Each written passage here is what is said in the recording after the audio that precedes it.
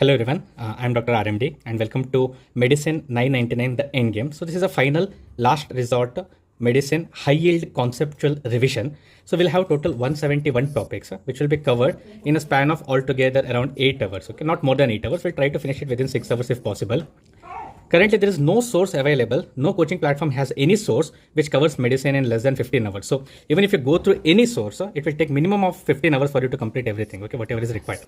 So in order to combat for that, I had developed this source, me along with my co-partner, that is Dr. Rupal. We had come up with an idea where students can easily remember things because of these visual mnemonics that you can see. And also we had condensed very high yield 171 topics. So we'll go through this quickly. Okay, so let's start with CVS. We have total 24 topics in CVS. Okay, so if you want the link of this PDF, okay, so this entire thing is a PDF, okay, of these images, and everything is included in that. For example, everything related to acute coronary syndrome is included in this image itself. You don't need anything else to study this. Okay, along with this, supplement it along with PYQs, last 5 years of NEET PG, last 5 years of INICET, and last 2 years of FMGE. This will be more than enough for you to get more than 70% in your medicine part from NEET PG. Okay, so let's start. So first we'll start with acute coronary syndrome. So in acute coronary syndrome, you know that it arises because of thrombus and plaque formation, and plaque ruptures and thrombus forms. There can be three outcomes. One is it is a transient blockage, or second it is partial blockage, where it is known as N-STEMI, and STEMI is full blockage. Okay, so ST elevated, partial we have non-STEMI, and then in case of transient blockage we'll have unstable angina. Okay, so basically what happens is first ischemia occurs followed by necrosis. We have certain cardiac biomarkers raised, and then we'll have ECG changes. So this is a normal sequence. So few things you should know is, one is what is the difference between ECG changes in STEMI, N-STEMI, and in angina. Okay, that is unstable angina. So in STEMI, you will have ST elevation as the name suggests, along with Q waves. Okay, see these things, these negative waves which you are seeing, this is Q waves. Okay, this pattern on ECG should definitely, because of ST elevation, you will definitely know it is STEMI. It will be accompanied by increase in troponin also, and you will see there is complete infarct, that is transmural, full thickness infarct. Okay, this is STEMI. Non-STEMI means there is no ST elevation. In turn, there is some significant ST depression along with T wave inversion, okay, and no Q wave. So this pattern occurs in non-STEMI with increase in troponin, and there is partial thickness in there is thickness of the there is thickness of this coronary vessels, okay. And in unstable angina, you'll have ST depression along with T wave inversion as like this only, but there you don't have any necrosis as such, only it is angina. Okay, so how to remember? STEMI, ST elevation with myocardial injury, no ST elevation and subendocardial, it is basically subendocardial, and you have troponin increase, and unstable angina you have no biomarker risk, and there is no necrosis, you will just have chest pain. Okay, now what is the timeline of this? See, troponin I is the most important biomarker, so it will increase 4 hours after onset of MI till it will last till 14 days. So this 4 hours is most important for troponin I. So once you see this image, you are never going to forget it. Second is CKMB. So CKMB is useful only in cases of reinfarction because it rises late and it stays for a longer time.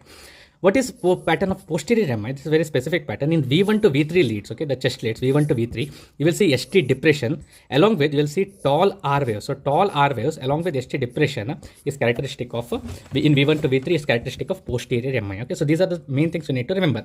Now, very important, if there is ST depression alone, it is not equal to non-STEMI, because non-STEMI means there is actually infarction, and for that you should confirm along with troponin. Okay, next, posterior MI can be missed because there is no ST elevation, there is no Q waves also, and there is no T wave inversion. Remember, T wave inversion we told it is non-STEMI, but still in posterior MI you can miss this. That's why you should check V7 to V9. V7 to V9 are actually inserted at the back. Okay, V7 to V9 lead, so that can detect posterior MI. So even having normal V1 to V3 like no T wave inversion, still you can miss posterior MI. Okay, so you should think about it in your questions.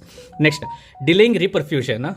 So delaying reperfusion means in a case of STEMI where there is complete infarction, you should not delay at all. Okay, so normally the door to balloon time we call. Okay, door to balloon means the time the patient enters and till the primary PCI. Okay, that is primary, that is from door to PCI, that is primary percutaneous coronary intervention, that should last less than 90 minutes. Within 90 minutes the occlusion should be taken out, and if thrombolysis is done, it should be done within 30 minutes. Okay, so this is the standard indication. Okay, now you should not delay in case of STEMI. Okay, second is in ST depression in case of V1 to V3 along with tall R wave, should always think about posterior MI. Second is if there is chest pain and there is positive troponin with no ST elevation, then it signifies non-STEMI, okay, because troponins are positive. Third is if ST elevation is present in two continuous leads, okay, in two continuous leads you are seeing ST elevation, directly go ahead with PCI, that is percutaneous coronary intervention, that is nothing but angioplasty, because you don't have to wait for biomarkers, okay, because it takes 4 hours for it to increase also. So directly this means that there is a significant ECG abnormality suggesting MI. Now, ST elevation along with QV, I told it is STEMI. No biomarker rise means it is unstable angina, and CKMB rises fast and falls fast. That's why it is used only in case of reinfarction. So what is the management that you will do? One is dual antiplatelet plus statin plus anticoagulant. So dual antiplatelet will be aspirin plus clopidogrel. Okay. This will be given. Statin will be atorvastatin. Okay. Next, PCI within STEMI, that I said, the time will be within 90 minutes. Okay, and you avoid NSAIDs. So I think it is clear about acute coronary syndrome. Any question you should be able to identify, especially you should identify what like patterns are there on ECG. So next we'll go to acute rheumatic fever. Okay.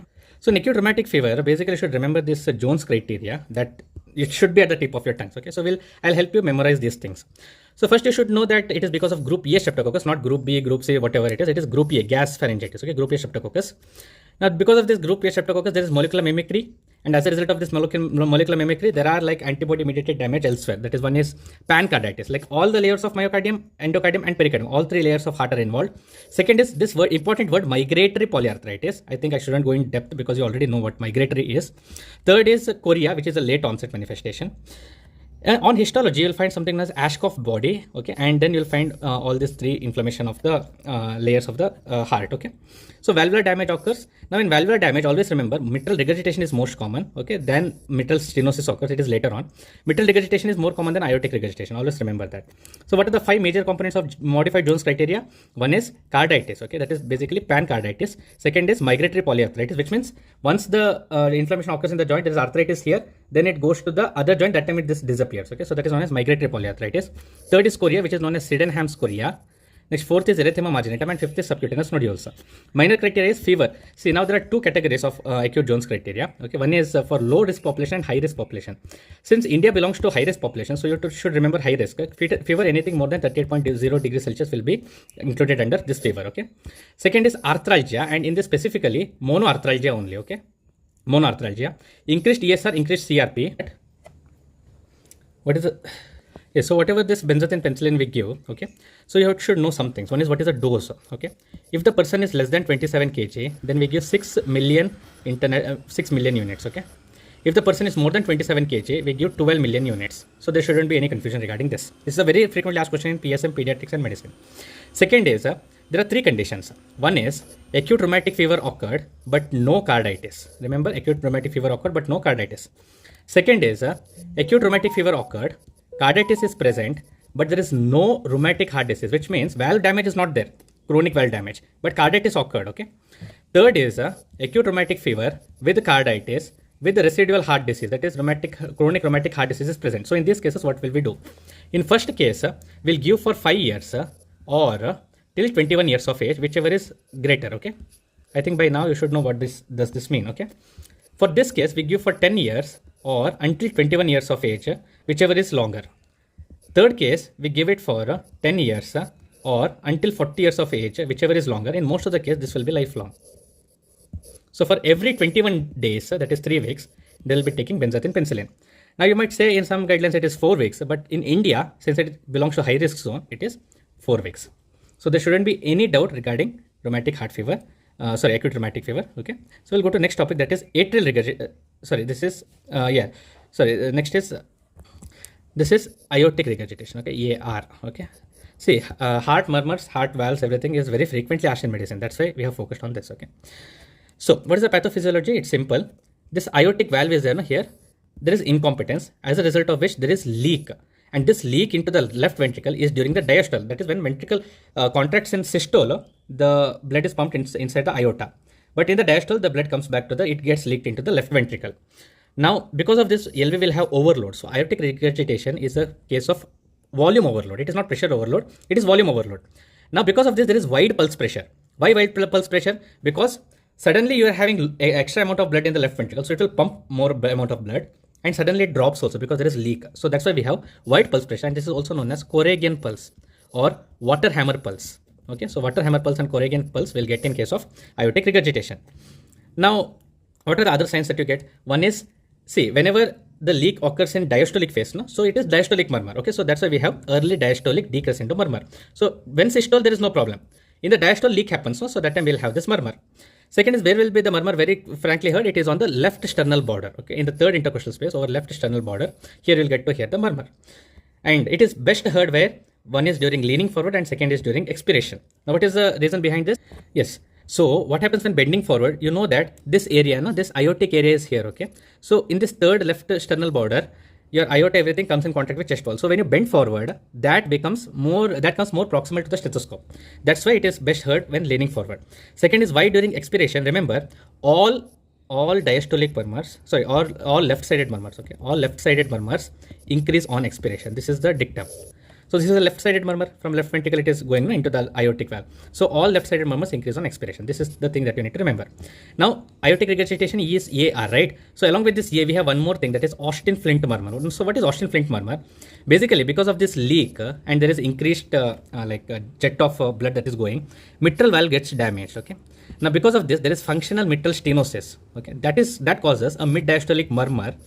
Remember, mitral valve also causes mid-diastolic murmur. What does aortic regurgitation cause? It causes early diastolic murmur.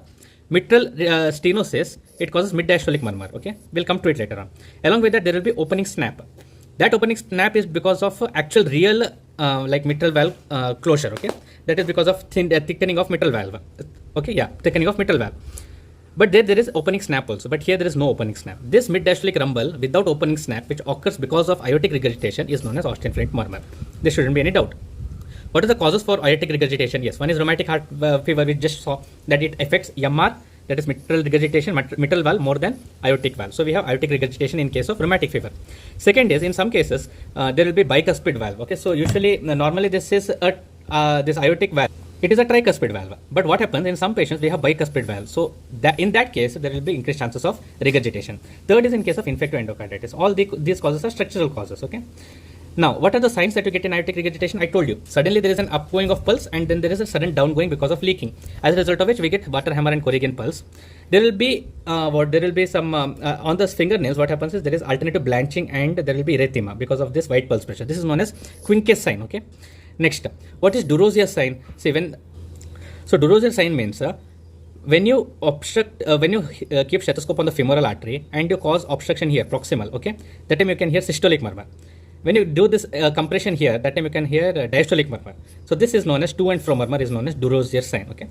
Next is DMUSET sign. DMUSET sign means nodding of the head whenever there is with each pulse. That is known as DMUSET sign. Okay. So I have made it very simple for you. Now you won't forget because of this visual mnemonics. Only these things you need to remember. Okay.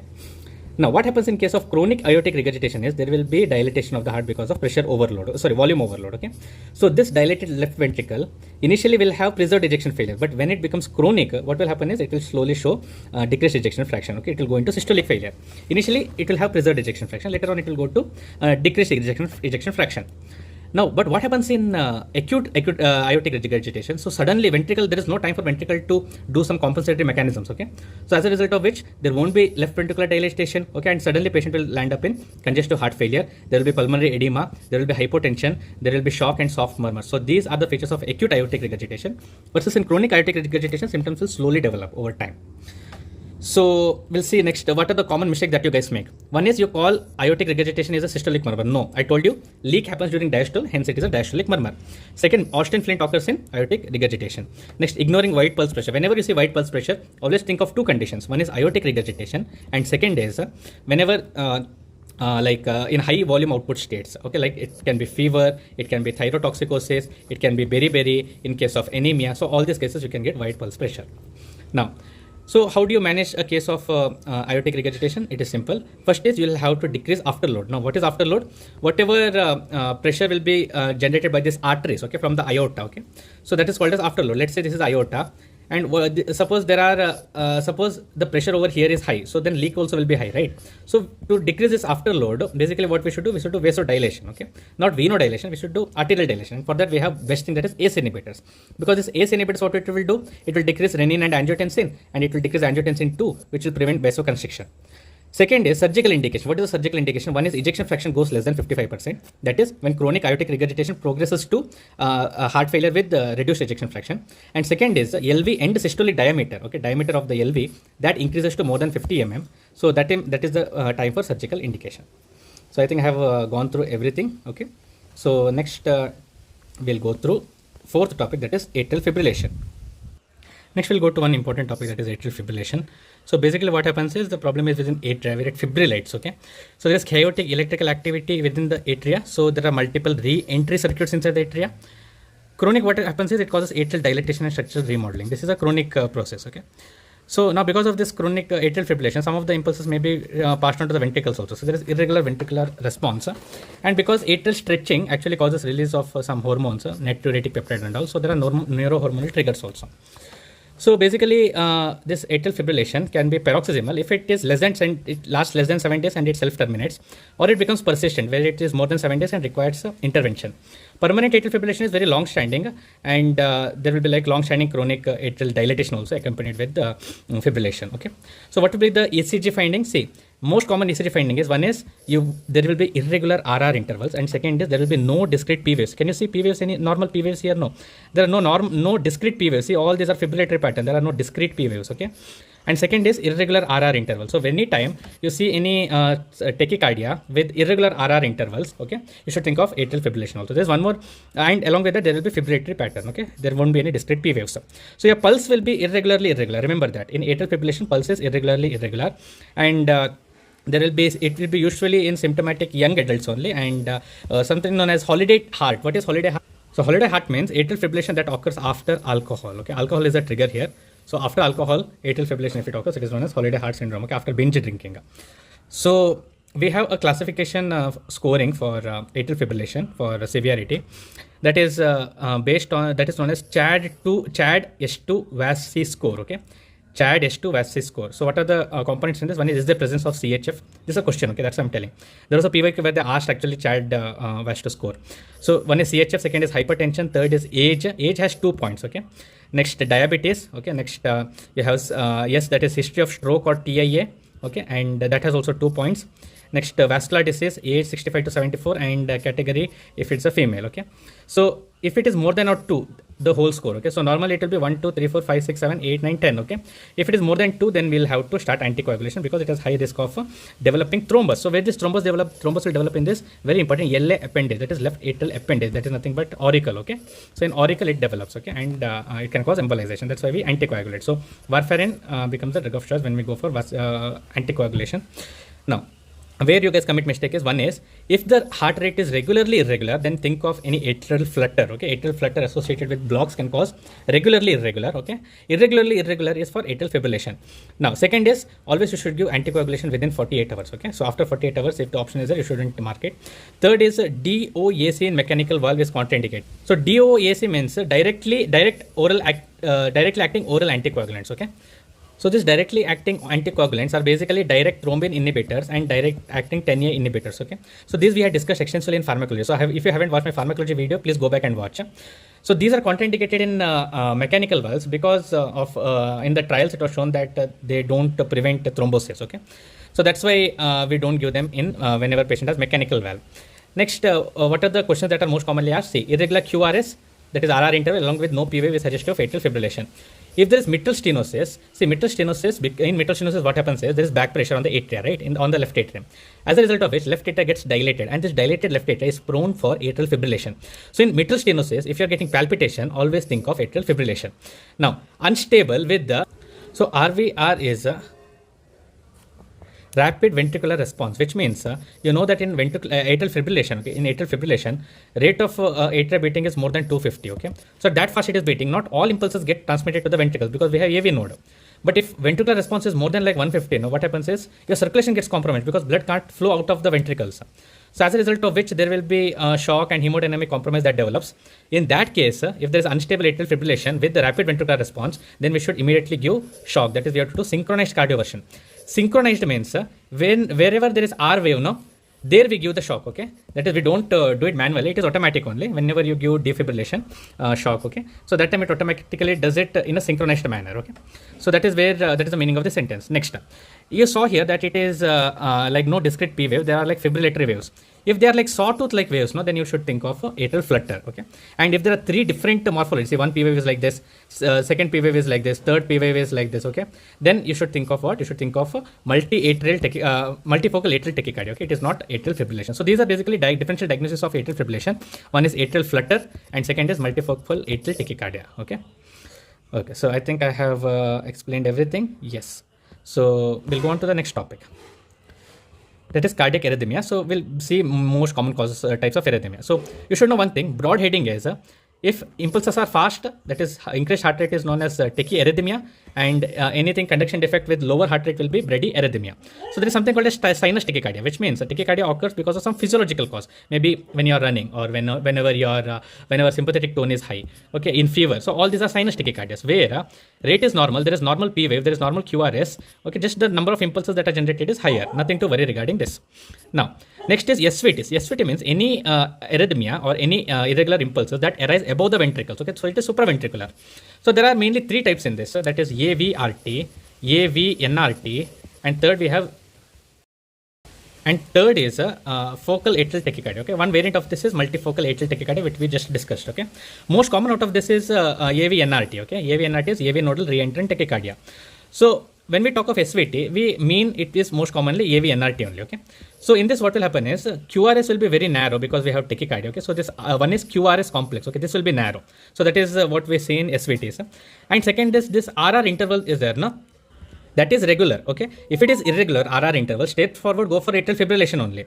Here what happens is RR interval is constant, but the thing is wherever P wave arises, no, that determines whether it is AVRT or AVNRT. So basically the defect is with the P waves. Sometimes P wave appears at the end of T wave, or sometimes it appears just before. And in multifocal atrial tachycardia, you can have 2-3 type of P waves. Okay. So the best way to terminate a supraventricular tachycardia, that is AVNRT, is by vagal maneuvers. Because once you do vagal maneuver, your AV node will get activated because of vagal maneuver, and it will stop impulses propagating through the ventricles. Okay, and also it will increase the vagal tone and decrease impulse generation by SA node. Okay, so this is the common thing which you should know. And treatment for this is IV adenosine. For AVNRT, that is supraventricular tachycardia, we give IV adenosine. Okay. Now, second is related to ventricles. Okay, so ventricular tachycardia is also there, where in ventricular tachycardia we see whether the QRS is broad or narrow. Okay, just remember that if QRS is narrow, okay, if we have narrow QRS complex, narrow QRS complex means you see the width of this QRS. Okay, so this is a narrow QRS complex, this is a wide QRS complex. Okay, so if it is a narrow QRS complex, it is automatically a supraventricular tachycardia, or it can be sinus tachycardia. Okay, or it can be atrial fibrillation. Okay, these three are broad categories. Now, if it is a wide QRS complex, then it is always indicative of ventricular problem. Okay, so it can be ventricular tachycardia, ventricular fibrillation, torsades de pointes, all these have wide QRS. So in ventricular tachycardia, basically ventricle is actually generating impulses, and these impulses are more than 100. Okay, so you get wide QRS. So this most commonly occurs post MI whenever there is scarring of the ventricles, or whenever there is a new focus inside the ventricle which causes re-entry circuits. This ventricular tachycardia can or may progress to ventricular fibrillation also. Ventricular fibrillation is much dangerous because in ventricular tachycardia still impulses are generated and ventricle can deliver the cardiac output. But in ventricular fibrillation there is no cardiac output only. As a result, there is chaotic baseline. See, there is nothing. There is only this chaotic baseline, no QRS, nothing.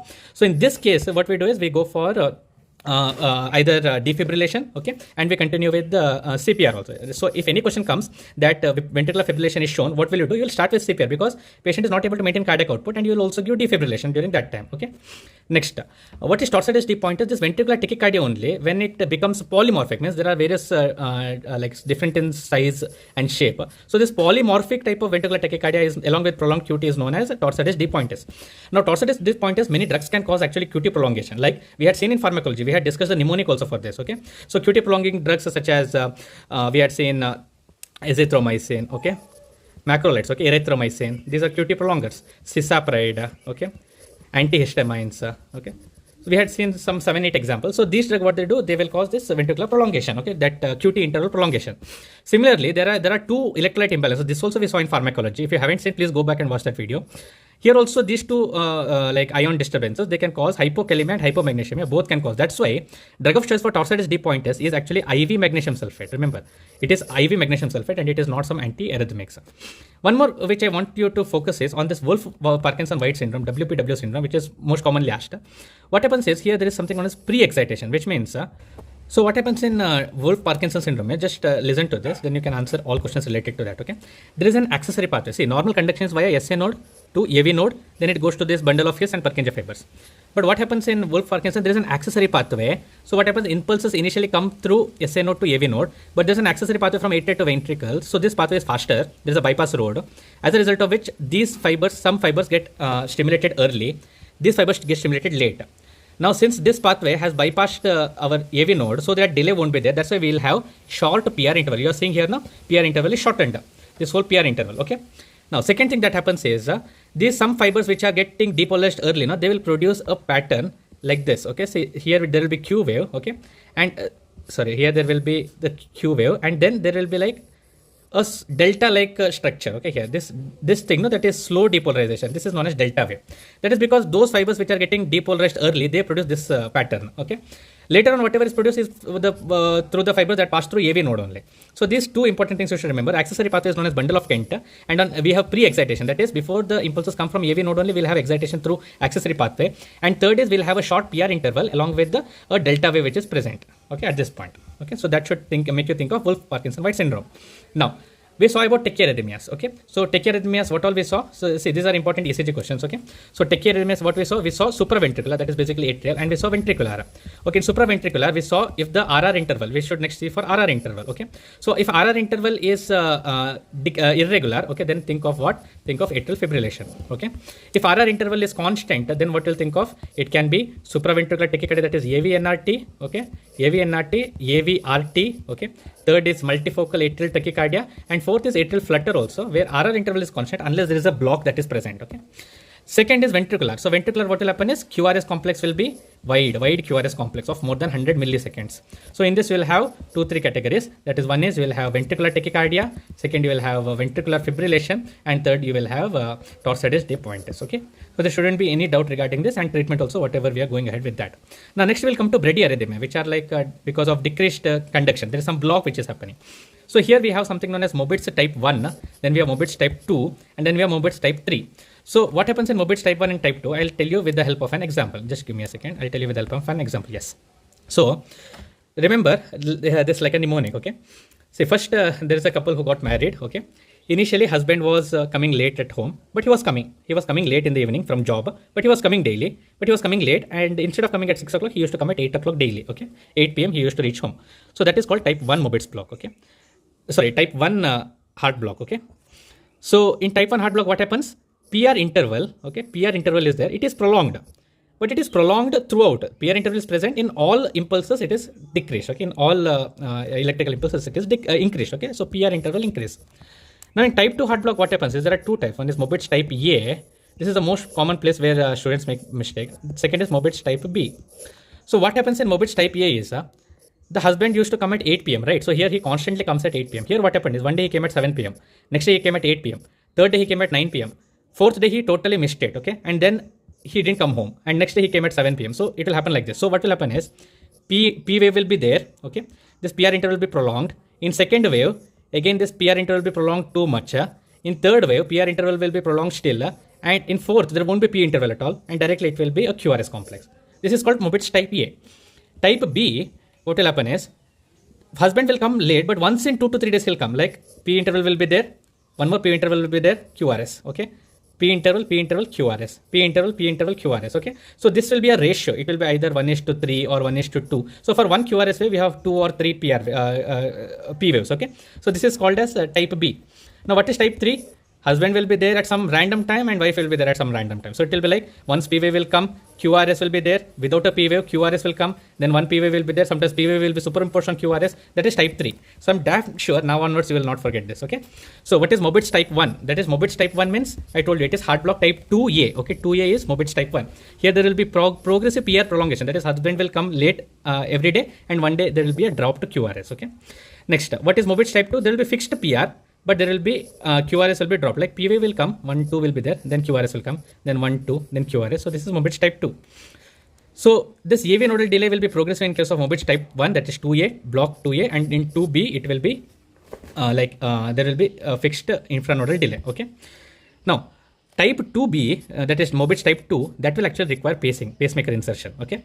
But type 1, we can still go ahead with the observation. So what is the common source for this ventricular fibrillation or this arrhythmia? There will be one trigger, following which one there will be abnormal impulse. If it is ventricular, there will be more hemodynamic stability. Then you will have to do treatment. So it can be, see, for ventricular tachycardia, see, I told you when we were discussing pharmacology, there is only one drug which has multiple mechanism of action, that is amiodarone. It has multiple mechanism of action. So that's why we use amiodarone for stable ventricular tachycardia. Okay, for stable ventricular tachycardia, we use amiodarone. Stable means what? Stable means there is no hemodynamic compromise. There is cardiac output is maintained. But when it becomes unstable, which means the ventricular tachycardia, ventricular fibrillation is so high that it can't maintain like output. Okay, so that time we go for defibrillation. Okay, and in case of bradycardia, we don't want defibrillation. In case of bradycardia, we want a temporary pacemaker, a pacemaker that can actually generate impulse. So for bradycardia, symptomatic bradycardia, we go for pacemaker. Okay, so very important thing that you should not forget is, see, one is you shouldn't give verapamil in ventricular tachycardia. Okay, it can cause immediate cardiovascular collapse. Second is SVT and sinus tachycardia both can mimic each other. Okay, sometimes it will be very difficult, but IV adenosine response will be very common with SVT. In SVT, there will be abrupt onset of response for IV adenosine. Third is AV blockers you shouldn't give in Wolff Parkinson wife and atrial fibrillation because AV node actually blocks signals as much as possible. Like even though the heart rate in atrial fibrillation in WPW is like goes above 200, but still AV node controls it. But what happens is this accessory pathway of Kent, which I told, that has no control. So if you block something which blocks the normal impulses, then this accessory pathway will get activated. It will get aggravated. So it can cause hemodynamic compromise. Okay, next, say WPW, classic thing is delta wave. Toxicity point is give IV magnesium sulfate. Ventricular fibrillation, whenever you see, go for defibrillation. Wide QRS and no pulse, which means, say, wide QRS with pulse becomes ventricular tachycardia. Wide pulse pressure without pulse becomes ventricular fibrillation. Morbid type 2 is pacing. Okay, I think I have discussed everything, whatever is required. Okay, so you shouldn't commit any mistakes in this. Next, we'll go to cardiac tamponade. So cardiac tamponade is basically rapid fluid accumulation. Okay, so blood accumulates in intrapericardial tissue. Okay, inside here, and it will cause hemodynamic compromise. It impairs diastolic filling. This is a type of obstructive shock. If you watch my pathology video, topic number 11, where we discussed shock, there I have told you how obstructive shock you will have to identify.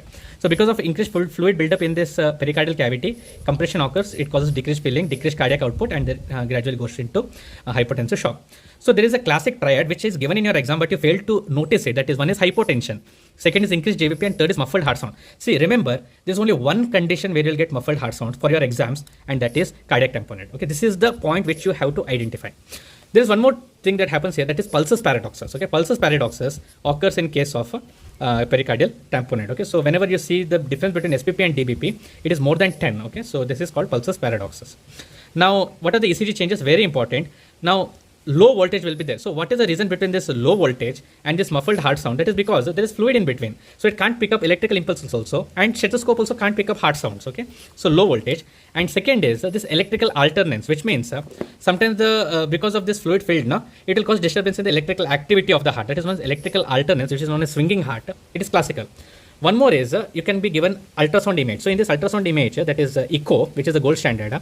What will happen? See, this is the right atrium, right ventricle. Sorry, right atrium. Okay, sorry, I think the labeling is wrong here. This is the right atrium. In the standard view, okay, this labeling is wrong. Okay, so in standard view, this becomes the right ventricle. Okay, this is the right atrium because the valves are opening towards here. Okay, so this is the ventricle. Okay, this is the atrium. Now I would say, sorry, this is left ventricle. That is because the muscle mass is higher here. Here it is lower. Okay, but in standard view, we usually get the right ventricle higher. That is because the probe is always closer to the right ventricle. Okay, so those who have done echo, they will understand this. Okay, yes. So we'll name this as left ventricle for now because we are seeing more muscle mass here. This will name it as left atrium. Okay, I think the image is inverted. That's why. So here you will see fluid. Okay, this fluid is black. So how you will see is this is the echo mode. Okay, and in this you will see fluid accumulated. This will be black. Okay, so that will be, yes. So this is how you identify pericardial effusion on echo. Okay, so not ultrasound. So this Beck triad I have told, pulsus paradoxus I have told. So what are the common causes? One is trauma, malignancy, pericarditis. Okay, these three are the only causes you need to remember. Next, you should avoid positive pressure ventilation. Okay, because it can further compromise left ventricular activity. Second is what is the treatment of choice here? That is basically pericardiocentesis. So basically you remove whatever fluid is built up, whatever blood is built up around the in the pericardium. Okay, and third is electrical alternance. Whenever you are given question, then you shouldn't miss it. Okay, so that is electrical alternance. Next, there is one more thing that is known as Kusumal sign. So what is Kusumal sign? Kusumal sign means your JVP, whenever you are expiring, okay, whenever you are expiring, what happens is intrathoracic pressure will increase. Okay, intrathoracic pressure will go into positive whenever you are expiring. Whenever you are inspiring, what will happen is JVP, intrathoracic pressure will go into negative, as a result of which JVP should decrease. That is normal. So normal sign is, that is Kusumal sign means, okay. So normal is, okay, normal is JVP should decrease with inspiration because intrathoracic pressure increases, okay? So blood gets sucked out. If JVP paradoxically increases with inspiration, that is known as Kusumal sign. Okay, that is known as Kusumal sign. Next, aortic rupture also can cause pericardial effusion. That is one more reason. Okay, next, if the myocardium is torn due to trauma and all, that time also can cause. Next, pericardiocentesis, you directly remove fluid, okay, from the fluid or blood from the heart, and it will cause rapid improvement. Even like 5 to 10 ml also will cause rapid improvement. So I think I have say distant sound, that is muffled heart sounds, okay, decreased pressure, that is hypotension, and increased JVP. This is a triad. Pulsus paradoxus is drop in inspirated drop. So basically what happens is whenever you're doing expiration, okay, see expiration SPP is at this level. During inspiration, SBP drops, okay. So this difference in dropping of SBP more than 10, till 10 it is normal. If SBP drops more than 10 between inspiration and expiration, it is called pulsus paradoxus. I think I have explained everything. So next we'll go to cardiomyopathy. So cardiomyopathy, there are 3 basic types of cardiomyopathy that you should know. One is dilated, hypertrophic, and restrictive. So in dilated, what happens is, you see here, the heart becomes bigger, okay. So there is thinning of the heart borders, heart becomes bigger. So it becomes dilated. Hypertrophic means the heart muscles become thick. So as a result of which there is a decreased diastolic filling. Restrictive means heart should contract, right? And it should expand when blood gets filled. That doesn't happen. There is restriction. So one is decreased ejection fraction in diastolic, in dilated cardiomyopathy. Second is in hypertrophic cardiomyopathy, there is stiff heart. So there is diastolic dysfunction. And third, that is in restrictive cardiomyopathy, that is reduced compliance, that is heart doesn't stretch out to accommodate blood. So we'll see each of these, how to differentiate in exam. So in dilated cardiomyopathy, there is systolic failure. Remember, global dilatation, that is all chambers are enlarged, mainly ventricles, and there is decreased ejection fraction. Common causes are alcohol-induced dilated cardiomyopathy, and in infection, you should know Kawasaki virus. It causes myocarditis, and thereafter it causes dilated cardiomyopathy. So on what happens on auscultation, we'll find this S3. Now S3 is because this third heart sound, it occurs during diastole because there is volume overload, okay. Why this third heart sound occurs? You should just know that it occurs in left ventricular failure, but other than that, don't try to remember anything else, okay. Next, hypertrophic cardiomyopathy is basically diastolic dysfunction, okay. You can see here, thick asymmetrical septal hypertrophy, okay. Septum becomes hypertrophied. And here S4 occurs, okay. That is because of the stiff ventricle, okay. Again, you don't ask me because it will take a lengthy class to explain this, okay. So most common cause of this hypertrophic cardiomyopathy is genetic only. So basically mutation in this beta myosin, it will cause this, it is basically autosomal dominant, so it will cause hypertrophic cardiomyopathy. And what you see in news and you hear that suddenly myocardial like heart attack occurred in some athletes, in bodybuilders, everything. So most of the times these are related to, sudden deaths are related to hypertrophic cardiomyopathy because of the septal thickening, cardiac output gets compromised and sudden there will be cardiac collapse. So here you will get S4, okay. Next, restrictive cardiomyopathy, what happens is there is restriction to the expansion of the heart, decreased compliance is there, biatrial enlargement is there, that is because ventricles are not holding much blood, no, so atrial stretching happens. This is because of restriction. Now what happens is between this myocardial fibers, these amyloids go and sit, okay, they cause fibrosis. So most common causes is amyloidosis, sarcoidosis, fibrosis. So for restrictive cardiomyopathy, you can see here, you see here atrial dilatation, yes. So what you do, we do an endomyocardial biopsy, okay, we do a cardiac biopsy to confirm restrictive cardiomyopathy. So some things which should be very clear is, one is, hypertrophic cardiomyopathy doesn't cause systolic failure. Ejection fraction is always normal. It causes diastolic failure.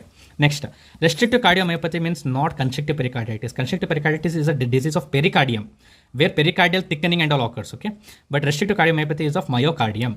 Next, third is nitrates are dangerous in HCM because it worsens obstruction. So don't give nitrates thinking that the patient might land up with angina only, but should be very careful, okay. Next, dilated cardiomyopathy, what you should do is basically heart can't pump the blood whichever it is getting because it is dilated, right. So one is you will decrease preload using a diuretic, and second is you will decrease afterload also using ACE inhibitor. So the drug of choice is ACE inhibitors plus diuretic. In hypertrophic, you use beta blockers, okay. You don't use nitrates and diuretics, you use beta blockers, okay. So beta blockers is the drug of choice. So in hypertrophic cardiomyopathy, whenever you these things can aggravate, okay, that is it will cause more obstruction. One is whenever the strain, that is Valsalva, let's say coughing precipitates Valsalva, okay, or else you do Valsalva maneuver, that time there will be increased obstruction and it can cause increased murmur also. Second is whenever the patient squats, that time also murmur will decrease, okay, whenever person squats. So these two were asked in exam, that's why I have included in this. Now it is visual mnemonics, so you'll never forget. I think, yes, I have explained all these things, okay, yes. So we'll go to next topic, that is chronic core pulmonale, okay. So this is specific to lung diseases. Basically what happens is this chronic lung disease, whatever lung disease is there, It will cause, because of this chronic lung disease, there will be hypoxia and all, okay, there will be damage to the capillaries around it, as a result of which pulmonary hypertension, that is pulmonary arteries, they will actually undergo hypertension, okay. So starting point is pulmonary hypertension. That can be because of hypoxia or increased pulmonary vascular resistance. So when pulmonary vessel, there is hypertension, what will happen is right ventricular hypertrophy occurs, because now ventricles have to pump against increased load of this hypertensive pulmonary arteries. As a result of which right ventricle becomes thickened, and because of which right-sided heart failure symptoms occur. So any lung disease causing right ventricular failure, that is known as a cor pulmonale. Okay. What is the most common cause? Most common cause is the COPD, interstitial lung diseases, and obstructive sleep apnea, out of which most common is COPD. Now, what happens is, because of chronic hypoxia, there will be low oxygen, there will be remodeling happening in pulmonary arteries, increased pulmonary vascular resistance will occur. Because of resistance, all these changes occur. Now, you know, whenever pulmonary hypertension occurs, heart has to pump faster, right? So that's why there will be loud P2, pulmonary sound, P2 will be loud, okay? This is the easiest way I can explain. Exactly, that is not the mechanism. I can explain you like this in easiest way, okay? Second is right ventricular hypertrophy occurs. Whenever there is right ventricular hypertrophy, right ventricular chamber dilates, it becomes stiff. And so whenever you keep hand for this parasternal heave, you will get right ventricular parasternal heave. And third is, because of this right ventricular failure, right-sided symptoms, that is hepatomegaly occurs, pulmonary pedal edema occurs, okay? So this pedal edema is because of right ventricular failure. Now how do you diagnose? One is there is hypoxia, and second there is hypercapnia. Hypoxia, you know, is because of chronic COPD or whatever lung disease it is there. And increased CO2 retention is also there because of these changes. Now, on ECG, how do you identify? Remember, I told you what? There is right ventricular hypertrophy, as a result of which what happens? P wave becomes big, because now atria also has to pump against more pressure. So as a result of which, this wave you are seeing, no, P wave is bigger here. That is known as P pulmonale, okay? This is known as P pulmonale, large P waves. And right axis deviation of ECG will be there. Now, how do you know it is right axis deviation? Yes, this is also important. So for that, to understand, we should see what is Inthoven's diagram and how this lead axis is calculated. So basically this is right ventricle, left ventricle, and we have the limb leads. That is lead 1 is at 0 degree, lead 2 is at around 60 degree, lead 3 is AVF, lead 3 and AVF both are at 90 degrees. So we'll see two characteristics, that is QRS, you know, no, like this R wave is positive, this R wave is negative, and third is this, okay, this QRS, okay, I'm telling QRS. This QRS positive means it is positive deviation, this is negative deviation, and this is biphasic, okay. So whenever the axis is along the signal, that is impulse is going in this direction, then always QRS will be positive. Remember that. The wave whichever you get is positive wave. If it is going at 90 degree, then it will be biphasic. And if it is going at 180 degree, that is ulta direction, then it will be negative, okay. So you also know that this whole area, this is left axis deviation. And all this area, this will be right axis deviation. This is the normal axis, whatever you are getting, okay. Now we'll see case scenario, okay. If lead 1 is positive, that is QRS in lead 1 is positive, just a minute, and AVF is also positive, okay. So lead QRS is positive in lead 1, this is lead 1, in lead AVF also QRS is positive, okay, QRS wave, then that means the impulse is somewhere between here and here, right? So in between these two impulses are there, which between these two axes is there, okay. So that means this is normal axis between lead 1 and between AVF, that's why both are positive. So that means this is normal axis. Now if lead 1 is positive, which means somewhere along here the impulse is there, okay, I'll use another marker, okay, somewhere along here impulse is there, and AVF is negative. AVF is negative means it is somewhere along this direction. So that means impulse is somewhere here, so that means it is left axis deviation, okay, as simple as that. Now I'll just erase this. Now let's say lead 1 is negative, that is impulse is somewhere in the opposite direction of lead 1, okay, lead 1 direction is this, okay, lead 2 direction is this, and lead 3 direction is this. These are vectors. So if lead 1 is negative, lead 1 has negative QRS, this is in lead 1, okay, and it is positive in AVF, that means it is somewhere here, okay, AVF, okay, somewhere here it is positive, okay, somewhere here like this. So that means it is right axis deviation. And finally, if both are negative, which is very rare, okay, so it is somewhere here and this is also somewhere here, so it is extreme right axis deviation, okay, so that we don't see much. So that's why you should know how to find axis from this lead 1 and AVF. So in right axis deviation, that means that, what does it mean? It means lead 1 QRS will be negative because it is going in this direction, right, negative, and in AVF it should be positive, then only we'll get right axis deviation. This is the easiest way in which I can explain you ECG. I think I should take one more ECG class, it is very interesting to explain ECG. Yes. So on echo, what we get right ventricular hypertrophy, and right ventricular systolic pressure will be more than 40. So normal pressure for pulmonary artery is 25. So it is more than 50 in case 40 of right ventricular pressure is suggestive of increased pulmonary hypertension and right ventricular hypertrophy. Okay. So next, important things which you should note is, one is because of this chronic hypoxia, what will happen is you will also note secondary polycythemia that is happening. Second is because right ventricular gets hypertrophied, pressure is on the right atrium also, so right atrium gets dilated, as a result of which this BNP, that is nothing but brain derived natriuretic peptide, that will mildly increase, that actually signifies isolated right ventricular failure. Okay. Third is the subacute core pulmonale can occur, okay, subacute, okay, it is not chronic. Subacute occurs in recurrent pulmonary embolism. Because of recurrent pulmonary embolism, there is increased pulmonary hypertension and same thing happens, okay. So if it is subacute onset, also think about recurrent pulmonary embolism. Now, exam traps where you actually make mistake is, one is you will confuse left ventricular failure with right ventricular failure. So here in core pulmonale, left ventricular failure doesn't occur.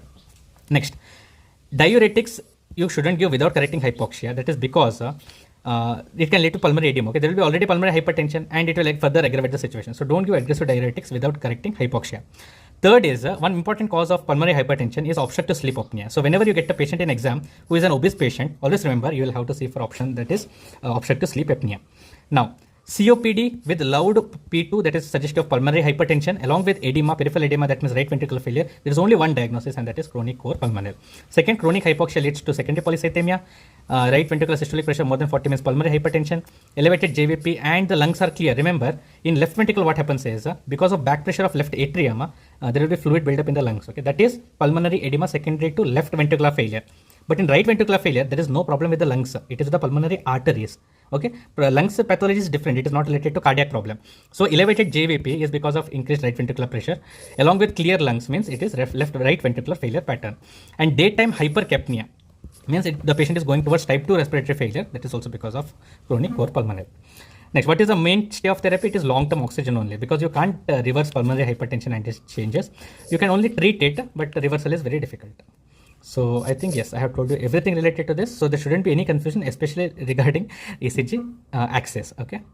Next, after going through chronic core pulmonale, we'll be going through chronic heart failure also. So what happens in chronic heart failure is initially heart is unable to maintain output. So as a result of which cardiac output decreases, because of which there is increased renin-angiotensin mechanism which takes place.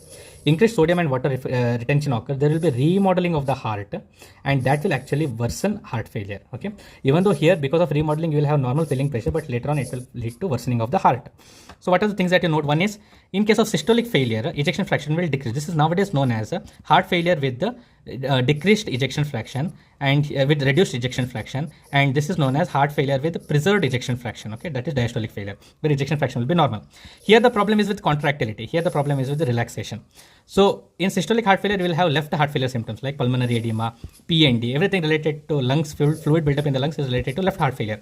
In right heart failure, you will have edema, JVP increase and all. Okay, I have already discussed above. Now, BNP is brain derived natriuretic peptide, and pro-BNP, it is very, very, very important marker for heart failure. Okay, so if you have what is a diagnostic marker, diagnostic like test of choice for detecting heart failure, think of BNP. In MCQ, along with this heart failure, you will have like DCM, that is dilated cardiomyopathy, or EMI, because these are the things which finally leads to heart failure. Okay. Next, heart failure with preserved ejection fraction, that is diastolic failure, occurs mainly in elderly females. I told you already, S3 means volume overload and stiff left ventricle means S4. That means in systolic failure you will have S3, in diastolic failure you will have S4. Remember like that. If BNP is normal, then heart failure is unlikely. Okay. Next, mixing S3 versus S4 heart sounds, I already told you. Stopping beta blockers, you shouldn't stop suddenly, and ignoring salt restriction, always should do salt restriction. Now what is the treatment of choice? I told you, we'll decrease preload also, that is using a diuretic. We'll decrease afterload using ACE inhibitor. Now why beta blocker? What is the use of beta blocker? Beta blocker prevents remodeling. Okay, I told you, no, finally it worsens. So that's why for prevention of remodeling we use beta blocker. SGLT2 inhibitor, because this has cardioprotective action. It's an anti-diabetic drug, oral hypoglycemic agent which has cardioprotective action, and you won't use NSAIDs and verapamil in heart failure. Okay. Yes, I think I went through all of this. So next we'll go to classification of cardiomyopathies, which again we have some extra points here. Okay. So far we discussed about dilated cardiomyopathy, hypertrophic cardiomyopathy. See, all these images are not random images. They have a significance. See here dilated cardiomyopathy. See here thickened septum, hypertrophic. See here restrictive cardiomyopathy. And see here arrhythmogenic right ventricular dysplasia. And next we have Takotsubo, octopus shaped heart. Okay. So these are 5 types. We have 2 more additions here. That is arrhythmogenic RV, and we have Takotsubo cardiomyopathy. So we'll not go on these 3 because we have already seen them. We'll focus on this ARVC and TCM. ERVC is basically right ventricular tissue undergoes fatty replacement, and this can cause sudden death also. Okay, so this is also genetic, that is desmosomal gene. Here it is myosin gene, here it is desmosomal gene. Okay, these two you'll have to remember. And next is stress cardiomyopathy, which is Takotsubo. It causes apical ballooning. Can you see here apical ballooning? If you get the word apical ballooning, think of Takotsubo, and it causes in post-stress MI. Okay, next. See, there are some important things to be noted. Dilated cardiomyopathy, one of the causes Chagas disease. Okay, trypanosoma infection also causes Chagas disease, dilated cardiomyopathy. Mostly it is post-viral, like post-viral myocarditis, which causes dilated cardiomyopathy. Next, there is one lysosomal storage disorder, that is Fabry's disease, which causes restrictive cardiomyopathy. And sarcoidosis, as I already told, also causes restrictive cardiomyopathy. Now, MRI is a definitive choice to see what type of cardiomyopathy you have, because myocardium beautifully is seen in MRI. Okay, cardiac MRI.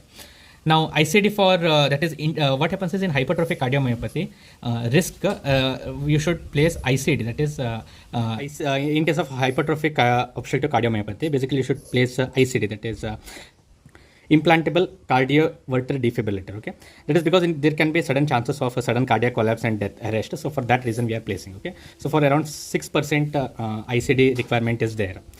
So the most common questions are, which is the commonest type of cardiomyopathy? It is dilated cardiomyopathy. Stress-related cardiomyopathy is Takotsubo. Autosomal dominant mutation occurs in HCM. Apical ballooning, Takotsubo, hence the octopus shape. RV is replaced by a fatty wall that occurs in arrhythmogenic right ventricular dysplasia, and amyloid infiltrate occurs in restrictive cardiomyopathy. So I think all things are related here. Also one important thing, dilated cardiomyopathy can also occur in case of drinking. Okay. Next, we'll go to the next topic, that is coronary artery disease.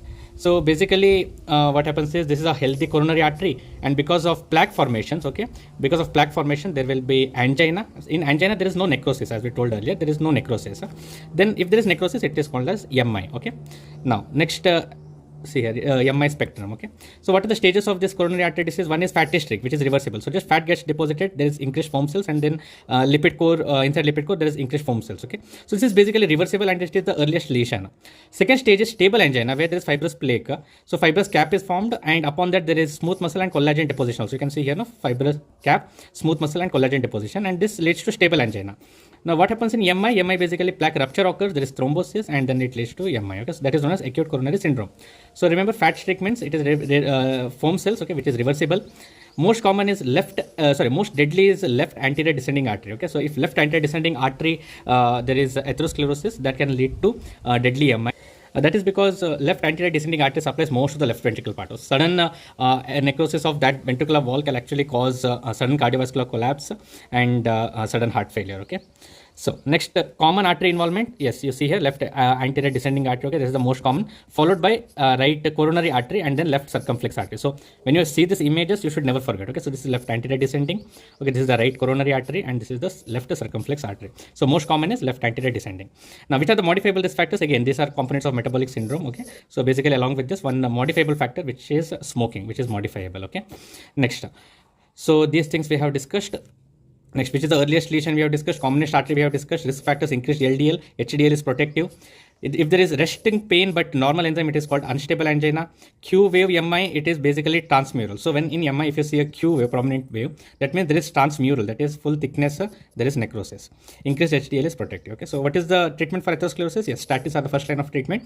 Then for obstructive coronary artery disease, you do percutaneous cardiac intervention. Okay, so that is basically angioplasty. Then you'll be giving aspirin lifelong, so the post MI, so that there is no risk of any thrombosis in future. Okay. So I think we discussed everything regarding coronary artery disease. Again, in CVS, there are only 2 or 3 important topics, out of which coronary artery disease is always asked. Okay. Next, we'll go into deep vein thrombosis. So deep vein thrombosis works on the basis of washostride, which tells that if there is stasis, if there is endothelial injury, and if there is hypercoagulability, then there thrombosis occurs. Okay. So what are the causes of stasis? So in your question, you will have immobility, that is patient is bedridden, or patient is in a flight. Okay. So that's why this flight symbol. Okay. Or patient is bedridden, or there is some travel history. Okay. Or after surgery. So that is one of the clues in your question. Second clue is there was some catheter inside the artery. Like for example, there was central line. Okay. That is CVC line in one of the veins, or there was some arterial catheterization, or there was some trauma leading to injury. So this endothelial injury is the trigger. And then there is some hypercoagulable factor, like there is, for example, OCP use, okay, or there is a history of any cancer, and then there is factor V lead, and this is a common pediatric question, okay. So in all these cases, this triad should be fulfilled for DVT to occur.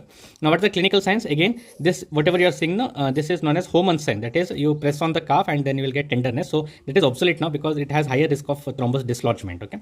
Diagnostic test is actually Doppler, okay, that is duplex USG, which means Doppler of the lower limbs. Now, what are the risk factors? OCPs, there is some immobilization and long flight. This exactly will be the markers in your question. What is the complications? It can go into pulmonary circulation and it can cause pulmonary embolism. So if you get OCP plus some leg symptoms, always think DVT. Post-operative, develop some leg symptoms, redness, tenderness, there is swelling, think of DVT.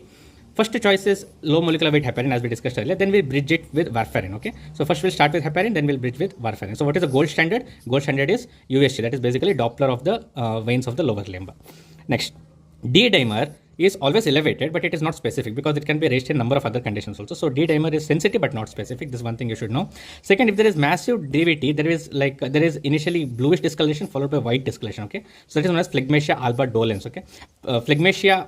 Phlegmatia means swelling, alba means white, and dolens means pain, okay. So white limb, okay, but that is because of obstruction of the blood supply.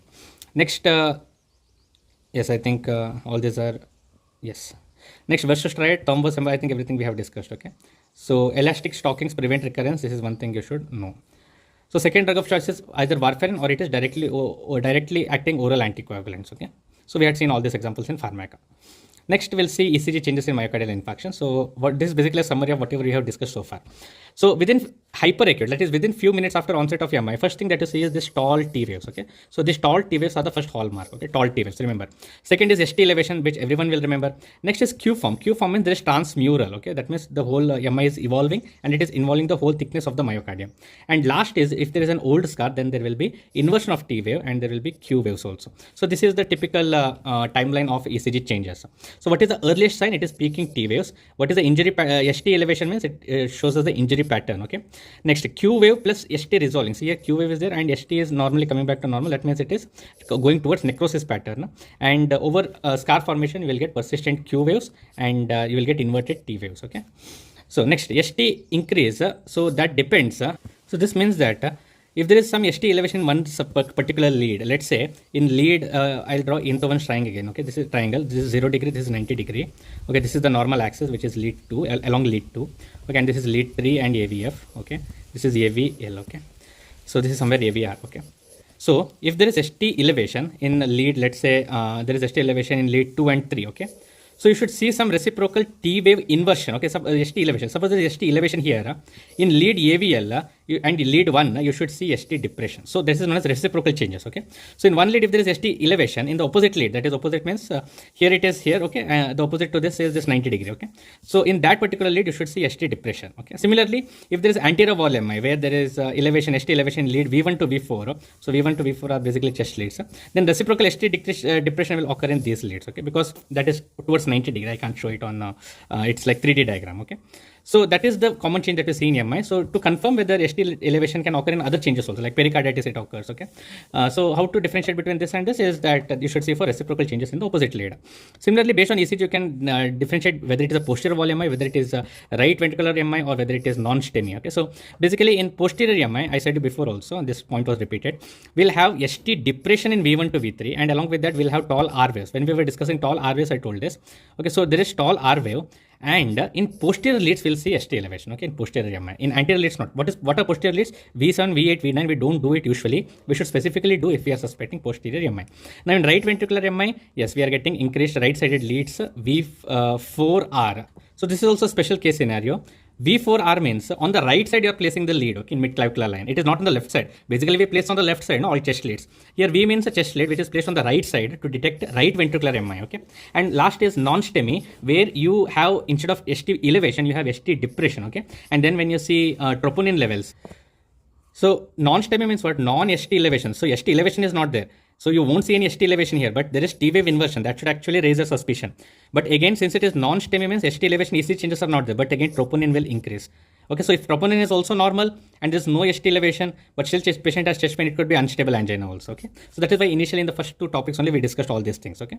So See, so these important points you will miss in exam. First is, if there is T wave inversion early, okay, T wave inversion doesn't occur early, it is later change, okay. So initially is what? T wave elevation, okay. First thing is T wave elevation, that is the earliest sign.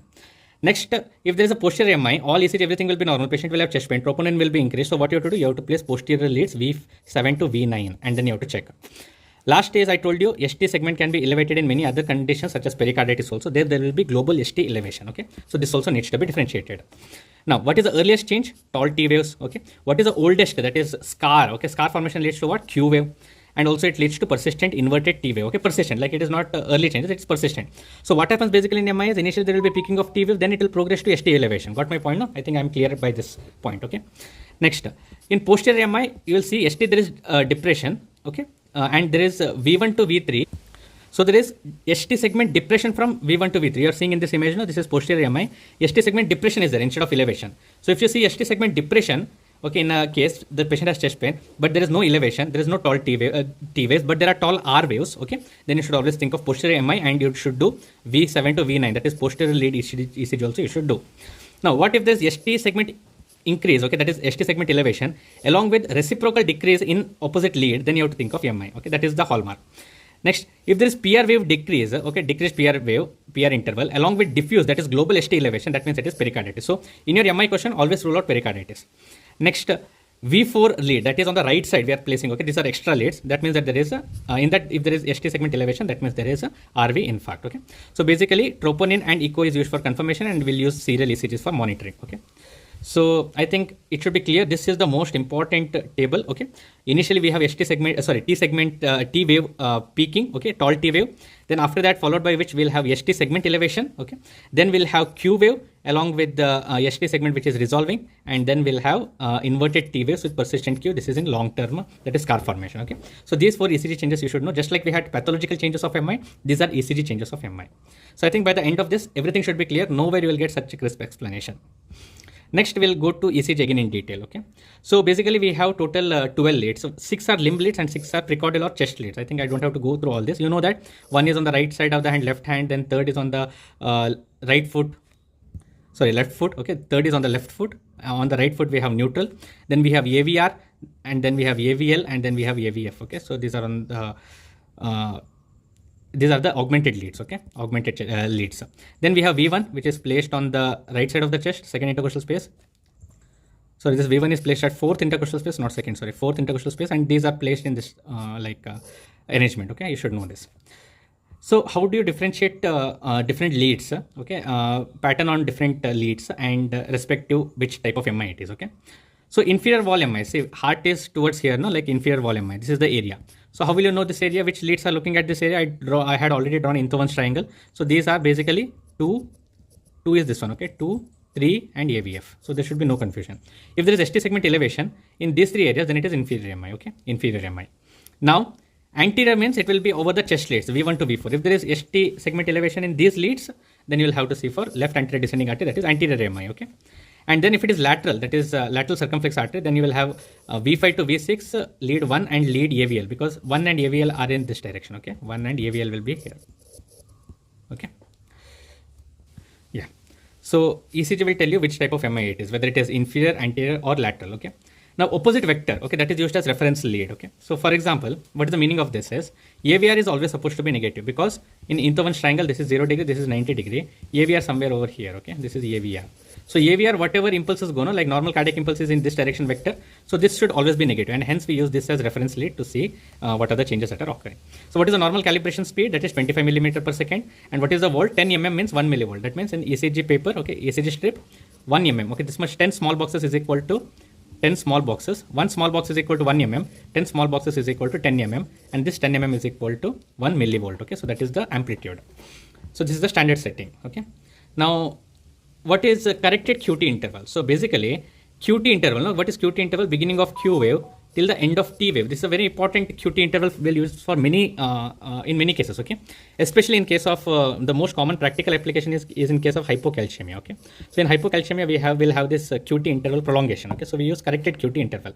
So problem is when the duration of this QT, it depends on the heart rate, okay? If heart rate is more, QT interval will decrease naturally. So we want to know whether QT interval is actually increased, or is it increased because of low heart rate, or whether it is decreased because of increased heart rate, okay? So to standardize it, we use corrected QT interval, and the formula is QT divided by square root of RR, which means here there will be one more RR wave. We'll take this RR, okay? This is a very important question, okay? So we'll take square root of this RR interval. So let's say the RR interval, there were some 15 boxes, okay? 15 small boxes or 3 big boxes, okay?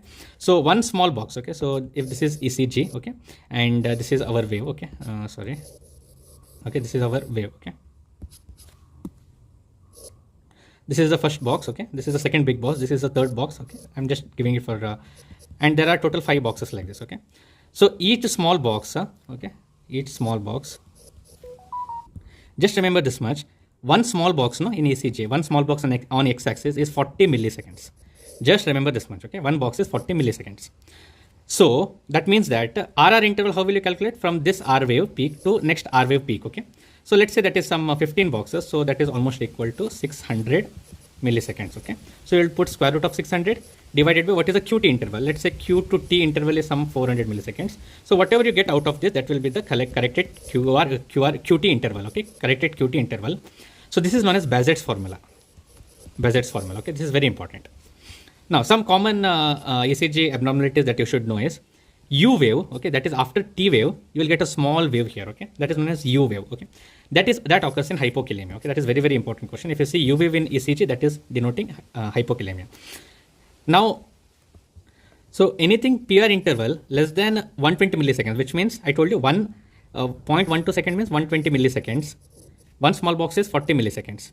So anything less than 3 PR interval less than this 3 small boxes means it has some accessory pathway that is going on, and that is Wolff-Parkinson-White syndrome, okay? That is one of the causes. There are many other causes also of shortened PR interval, okay? Okay, next, few important things. AVR positivity means global ischemia. So this is not true, okay? So AVR positive means there is subendocardial ischemia, okay? This is subendocardial ischemia and not global ischemia, okay? So this is one thing which you should be aware of. Next is, if the limb leads are reversed, which means left hands were supposed to have left and right limbs leads are exchanged. In that case, you will get pseudo axis deviation. Actually, it is because of the interchanged limb leads, okay? It's not because of actual axis deviation of the heart.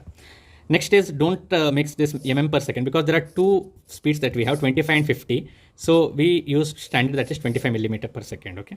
So that is the speed which we use. So 25 millimeter per second. Calibration is 10 mm for amplitude. Okay, this is the amplitude. 10 mm is equal to 1 millivolt. Now, what is, I told you, there is something called as corrected QT interval, and it is used for QT prolongation, because if there is QT prolongation due to some cause, like let's say hypokalemia caused it, or hypomagnesemia caused it, or hypocalcemia caused it, so in that case there is risk of torsades de pointes. We have already seen what torsades is, okay? Which are the inferior limb leads? They are 2, 3 and AVF. There shouldn't be any confusion. Prominent UAV is seen in case of hypokalemia, and if there is diffuse if the AVR is increased along with diffuse ST depression, then it should suggest of ischemia, mainly subendocardial ischemia. Okay, so I think I have explained everything, and mnemonics and all you can see, okay? Yes. So next we'll go to infection part of cardiac, that is infective endocarditis. So what happens is there will be microorganisms present in the blood which enters through different causes. We'll see what are the causes. They'll deposit on the valve and they will form these vegetations. So this vegetation can break off. So that can cause embolic phenomenon. So there are two phenomena in infective endocarditis. One is immunological phenomenon, and second is embolic phenomenon. Embolic is because of this embolus breaking down, causing stroke, infarct, PTK, all these are embolic. Immunologic is something different which we'll be seeing. Okay. So which are the types of valves? There are mitral valve, there is mitral valve, there is aortic valve, okay? So mitral valve endocarditis is more common than aortic valve endocarditis, and when it comes to prostatic valve endocarditis is more common, okay? So what is IVDU? In IV drug abusers, okay, we'll see mostly tricuspid valve endocarditis. Otherwise, we don't see on the right side. We usually see on the left side only. That is over mitral and aortic. But only in IV drug abuse. So this is your clue in the question. Right-sided heart, that is tricuspid valve, endocarditis is seen. So what is the most common organism? It is Streptococcus viridans. There is nothing else. Most common is Streptococcus viridans. For acute infections, okay, for acute infection after prosthetic valve insertion, it is Staph aureus. Otherwise, it is Streptococcus viridans. And believe me, infective endocarditis is not an acute disease. It is a subacute. Okay, it takes some 1 week of time for the patient to realize that he has endocarditis. It means he has some severe illness. Okay, so subacute on abnormal valve, we have Streptococcus viridans. This is the actual question that comes to you. And second is, if there is early prosthetic valve endocarditis, immediate infection, that is because of Staph aureus. Then right-sided infective endocarditis, I told one is IV drug abusers, and in this most common organisms are the HESEC group of organisms. So what are HESEC? HESEC means Haemophilus for H, A is Aggregatibacter, C is Cardiobacterium hominis, E is Eikenella, and K is Kingella kingae. Based on these questions were asked. Okay. Next, we use modified Duke criteria for diagnosing infective endocarditis, where basically what we use is one is echo and second we use blood culture. So both of these should be positive. There's a big list actually in modified Duke's criteria. You can go through it, but to remember that it is based on one is blood culture and second it is based on echo findings. Okay. Next, there are some immunological phenomena that occurs because of this infective endocarditis. One of them is Osler nodes. And one more is Janeway lesion. So how to differentiate between two? Students always get confused. Now you see image, no, you will never forget. So Osler nodes are painful nodes. See here, painful nodes which are present on the fingertips, pads of the fingers. Okay, here and all you'll get small nodules which are very painful. Janeway lesions are painless and they occur on the palm. Okay, so these are Janeway lesions. Similarly, on retina, on fundoscopy, you will see Roth spots. Okay, and these are causes of fungal infective endocarditis. So most common mistake that you do is you confuse Osler versus Janeway. So make it a rule now itself. Remember, this is Osler, O for O, and then this is Janeway. Okay. Next, second is we require at least 3 blood cultures, 3 positive blood cultures from 3 different sides. Like one you take from right side, one you take from left side, and one you take from the lower limbs. So we require 3 different blood sites to prove infective endocarditis. Okay. Next is echo findings are always predominant. So these are the common one worders. Most common is Streptococcus viridans. There shouldn't be any confusion. In IV drug abuses, it is tricuspid valve. Painful lesion, remember it is Osler. Painless macule on the palms, it is Janeway. Echo vegetations and blood culture, at least 3 cultures are required for infective endocarditis, and right-sided is seen in case of IV drug abusers. Also, HESEC group of organisms are common in right-sided. Now, one more question that can be asked. I said you 3 blood culture. There is one organism for which 3 blood cultures are not required. One is enough. That is Coxiella burnetii. Okay, Coxiella, only one is required. So next, yes. I think I have explained all this. Okay. Next, what is the treatment? Empirical treatment is vancomycin plus gentamicin. Okay. Next, surgery you will do if you see there is severe cardiac congestive failure, or if there are large vegetation, only then we'll go for surgery. Otherwise, it is medical management only. Okay. Yes. So you will see the mnemonic here. Ochler, that is Osler. Ouch. So it is painful. Okay. And Janeway is flat and painless. So this is the most common mistake that you do. Now I think you will never make this mistake. Okay, next we'll go to Kawasaki disease, a very important question even from pediatrics, because we see more pediatric Kawasaki's, in adult we see less often. So basically Kawasaki, we don't know the cause yet, okay. So it is basically some reaction of the body, autoimmune reaction to some pathogen which comes, okay, or some substances. So basically it is a medium vessel vasculitis where antibodies are formed against the blood vessels, okay. And the major risk, the only risk in Kawasaki is that it will affect coronary arteries, okay, and it will cause aneurysm of the coronary arteries. Just imagine a child who is like 2 or 3 years, the coronary arteries of that child are getting inflamed, they are getting enlarged to the point that it causes aneurysm. So imagine how deadly this disease is. So what are the 5 components? That is cream. See now, first is conjunctivitis, which are bilateral, non-purulent. Say non-purulent means there is no pus formation, there is no bacterial conjunctivitis like picture. You will see no pus is there in the eyes, okay. So non-purulent, bilateral, it is not unilateral, bilateral, and very important, non-exudative conjunctivitis. This is exactly what is asked in exam, okay. Second is rash which is polymorphous. What is polymorphous? Polymorphous means one is a nodule, one more is in other stage. Okay, so it is in different stage. Okay, different types of rash. You can see here now, this child has different types of rash. Okay, that is known as polymorphous rash. Third is unilateral cervical lymphadenopathy of more than 1.5 centimeter. Got my point? These lines are very important in exam. We don't want bilateral lymphadenopathy. We don't want lymph node size which is 1 centimeter. More than 1.5 centimeter, and it should be unilateral and it should be cervical only. Next, there should be some extremity changes, that is desquamation, that is skin goes away, erythema, and there is peeling of palms and soles. So this is also 4th criteria. Last is strawberry tongue and cracked lips. Okay. Now even if these 5 are there, if fever is not there, then it doesn't fit in Kawasaki. Kawasaki fever should be there. And this fever is non-responsive to any therapy that you give, okay? So in a child for minimum of 5 days, there should be fever. If there is no fever, don't think of Kawasaki.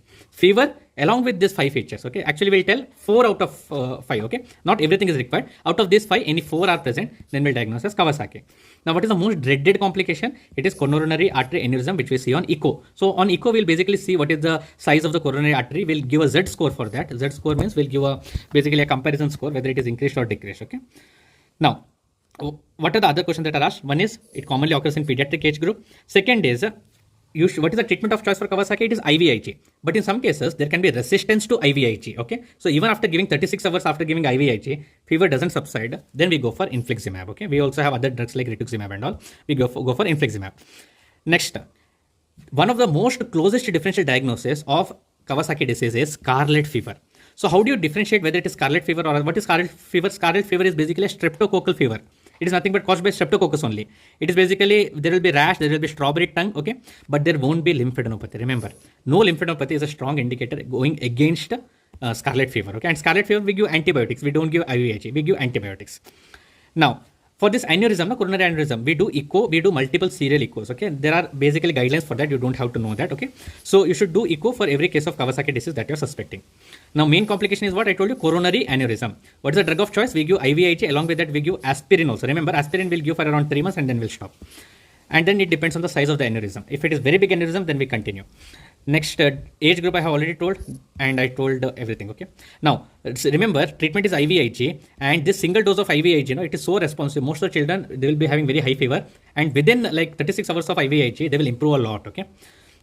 Next, echocardiography, we'll do one at baseline, that is when child comes to you before giving IVIG, and second we'll do at 6 to 8 weeks to see during follow-up whether there is coronary aneurysm or not, okay? So I think I have explained everything. Remember, it is fever more than 5 days, which is the essential criteria, okay? And along with that, echo finding.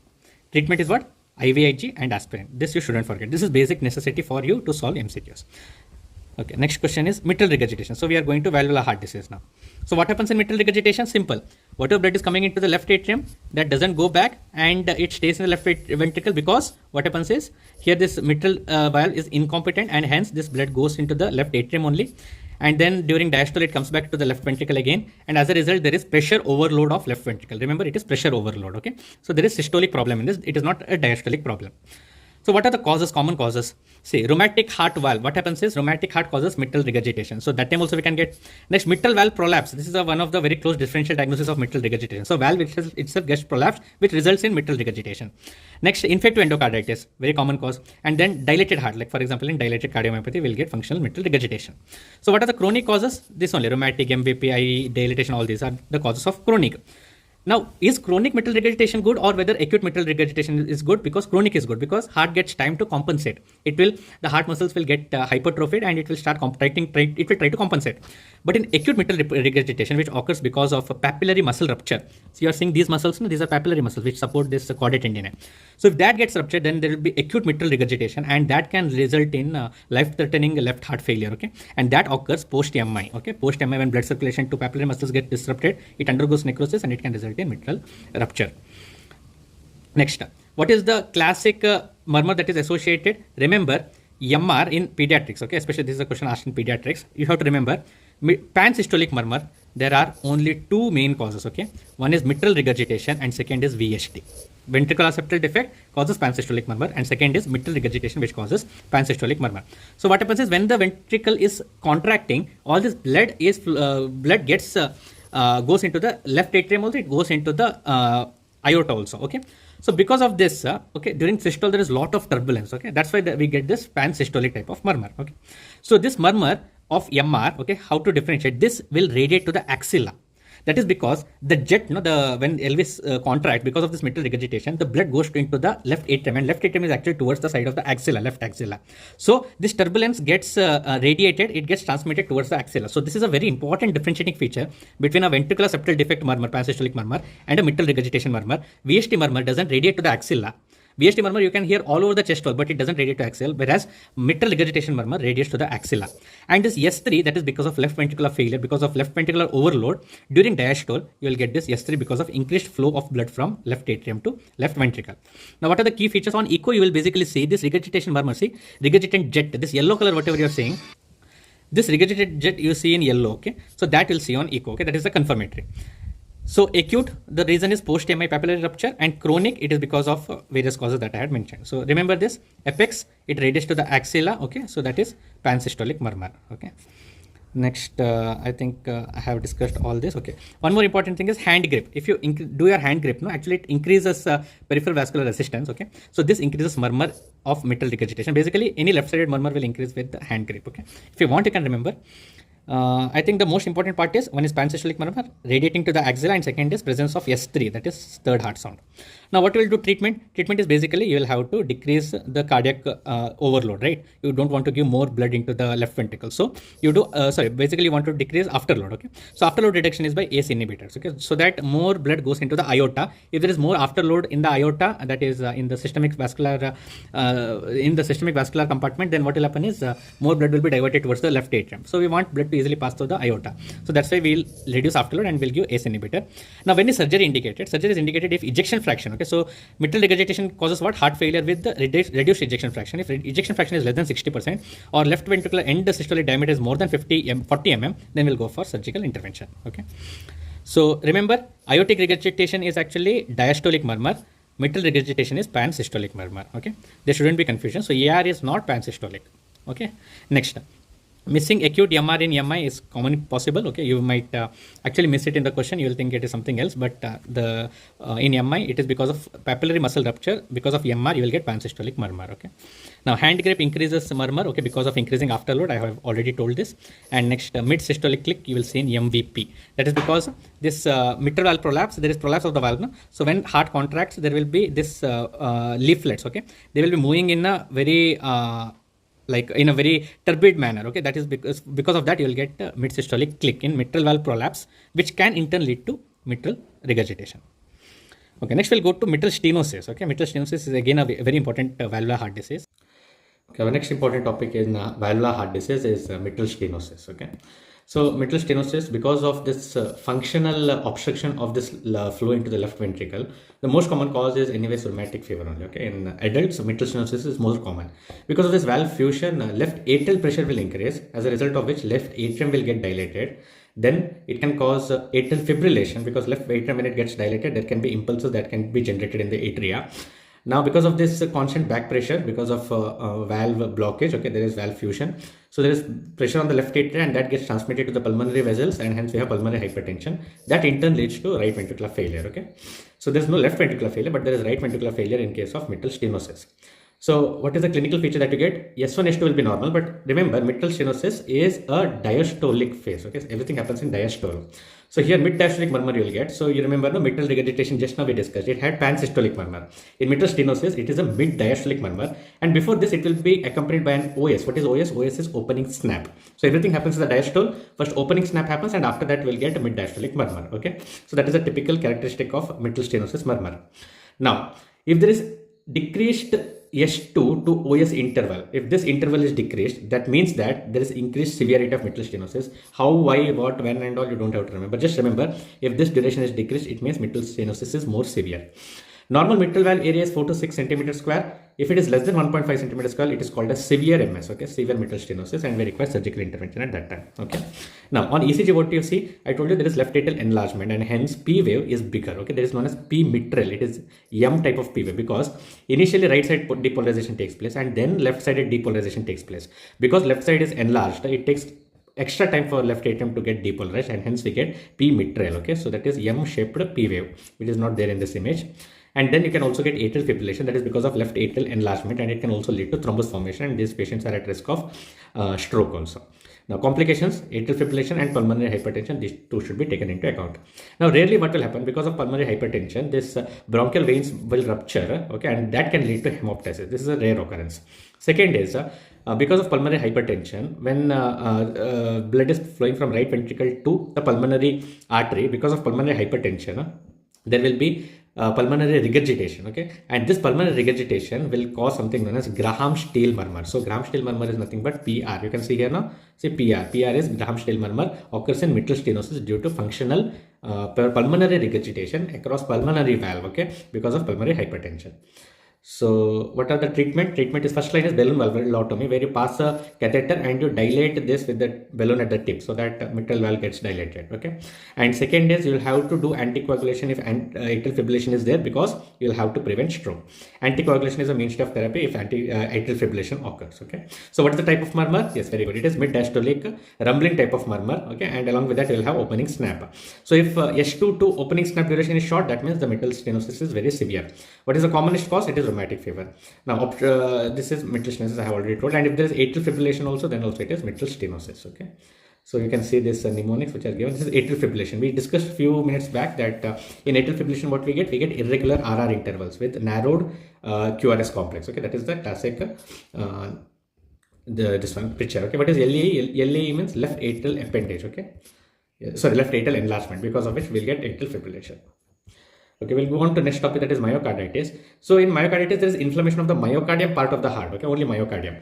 So what happens is because of some infection, most common is viral infection, following which there is inflammation of the myocardium causing myocyte necrosis, systolic dysfunction, and finally leading to heart failure and arrhythmia. So it can also cause dilated cardiomyopathy. What is the most common? Yes, most common is viral, that is Coxsackie and adenovirus. Very, very important. Remember, Coxsackie and adeno, these are the most common viral causes. In bacterial, we have diphtheria and we have one trypanosoma, which has been asked in exam.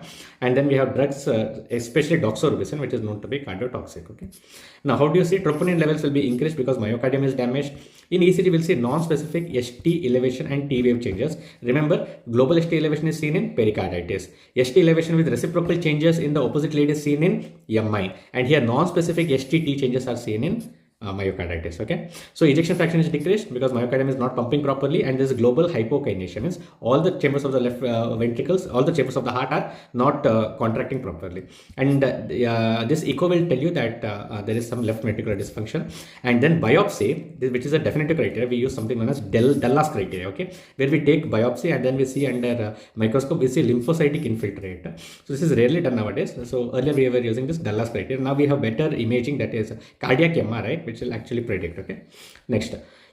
So in myocarditis, CKMB will increase, but as well as troponin will increase. Okay, but these are that doesn't mean it is MI. Okay, myocarditis can also occur. That's why you'll have to see the whole picture. Next, viral prodrome, that is you will get history of URTI or history of some diarrhea. Okay, after that the patient had some breathlessness and chest pain. So then you will have to think of myocarditis and not MI. Okay, it is mainly supportive care only, and steroids are used in autoimmune form of myocarditis. Only in that case we'll use steroids, otherwise we won't use. So next, rare fact, what is giant cell type? So there is one form of myocarditis which is very fatal, where there will be formation of giant cells. It is mainly seen in autoimmune conditions. So that is known as giant cell type of myocarditis. It is a very rare INICET fact that you should know. Second is there is a dictum in myocarditis that if the patient has sudden onset severe fulminant myocarditis and the patient survives the acute phase, then everything whatever happened, that myocarditis, that will actually be reversible. Okay, so that is a dictum that you should know. So commonest cause Coxsackie, marker troponin I and troponin T. Biopsy is the gold standard, I told, using Dallas criteria. Young patient with viral prodrome, okay, that is either diarrhea or upper respiratory tract infection, then develops left ventricular failure. Think of myocarditis in your MCQ. So CKMB is increased, but normal coronaries, yes, coronary arteries are normal because we don't have any vascular changes in them, but still cardiac enzymes can be increased. So that occurs in myocarditis. So this is the mnemonic for remembering agents causing myocarditis. Okay, and so troponin, echo, and biopsy. These three things we'll use. Next, we'll see pericardial effusion. So basically, pericardial fluid gets accumulated in the pericardial space. So as a result of which ventricles can't pump also properly, and they can't take the blood also. They can't receive blood properly. And if there is bleeding into this pericardial effusion, then it is known as a tamponade. Okay, then there is rapid fluid accumulation. So what are the commonest causes? In India, if you ask what is the commonest cause of pericardial effusion, it is TB. I myself have seen many cases of pericardial TB in my pediatric residency. Similarly, there can be viral causes also and malignancy in elderly people. Okay, so what is the commonest triad? We say triad of pericardial effusion. Okay, that is mainly one is Kusumal sign will be negative. Next, second is muffled heart sounds. Muffled heart sounds, and third is decreased cardiac output. Okay, so basically the patient will be in shock, cardiogenic shock. Okay, and JVP actually will be increased, elevated JVP. Okay, And third is muffled heart sounds. That is, heart sounds appear like you are hearing them from a very distinct place. Okay, so this is the triad of pericardial effusion. Okay, now what is this Kusumal sign? Kusumal sign means whenever you are inspiring, okay, your JVP should fall. But paradoxically, if JVP increases when you are inspiring, then it is known as Kusumal sign. Okay, next. I think everything I have discussed here. Yes, echo is diagnostic. You can see on echo, no, you can see here fluid gets accumulated and fluid is black in color. And here important is there will be low voltage QRS complex in pericardial effusion, because heart impulses, it will be difficult to transmit through the fluid, okay, to the surface of the body.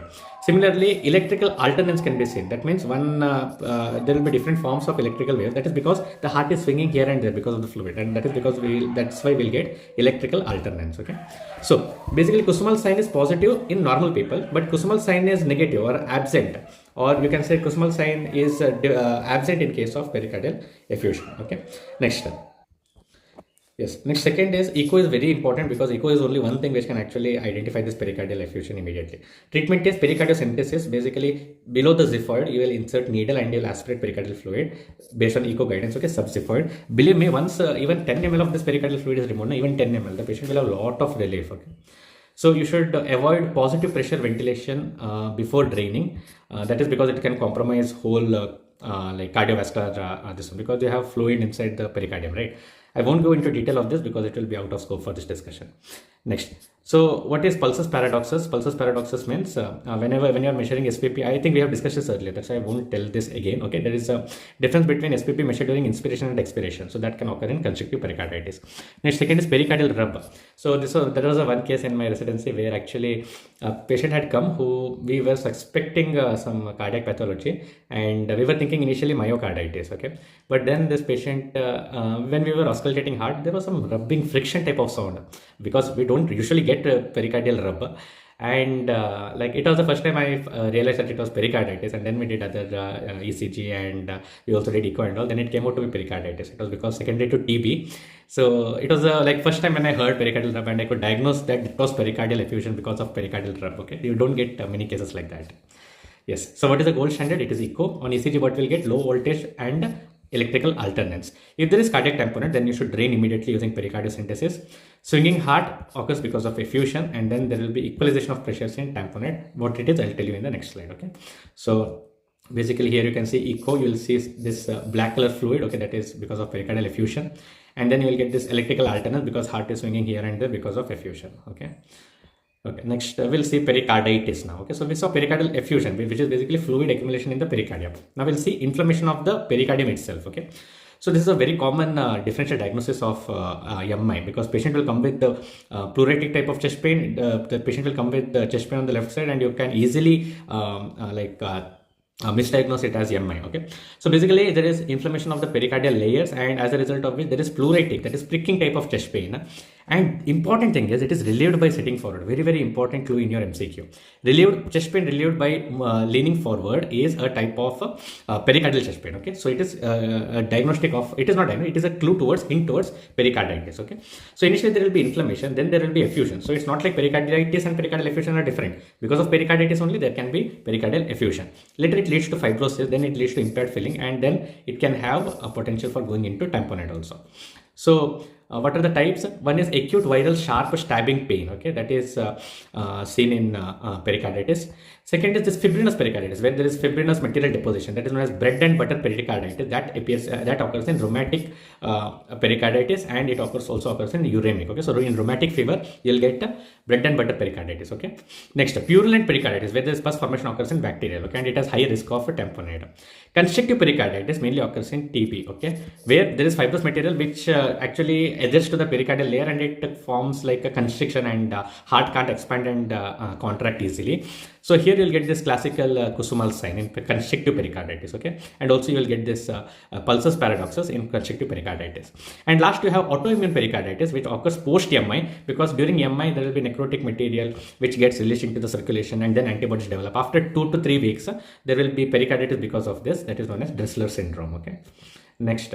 What are the ECG findings? Yes, I told you before this also, in pericarditis we have global ST elevation. So global diffuse ST elevation. You are seeing here, no, in all leads. In all leads. Global means not in entire lead. No, not like that. In all 12 leads, you will find ST elevation. Along with that, you will find PR interval is decreased. This is the most important diagnostic question in your MCQ. Then you will hear pericardial rub. I told you already. Next, in echo, you will find effusion. Pericardial effusion will be there. Then Kusumal sign, I told you. And then there will be some delayed ST changes later on. Okay. So this triphasic rub is the pathognomic. Next, echo is diagnostic. Kusumal sign is absent in tamponade. Okay, and that is what Kusumal sign is absent. Kusumal sign is present means it is normal. That is, JVP should fall with inspiration. If JVP increases with inspiration, which is Kusumal negative, that occurs in pericarditis and pericardial effusion. Now, very important is mistaking diffuse ST elevation with MI. I told you repeatedly, if there is global ST elevation, it is always pericarditis or pericardial effusion. Now, avoid anticoagulation in uremia, because uremia itself is prone to bleeding. In uremia, what will happen is there will be increased a tendency for bleeding because there will be platelet dysfunction. Okay, so you should avoid anticoagulation in that case.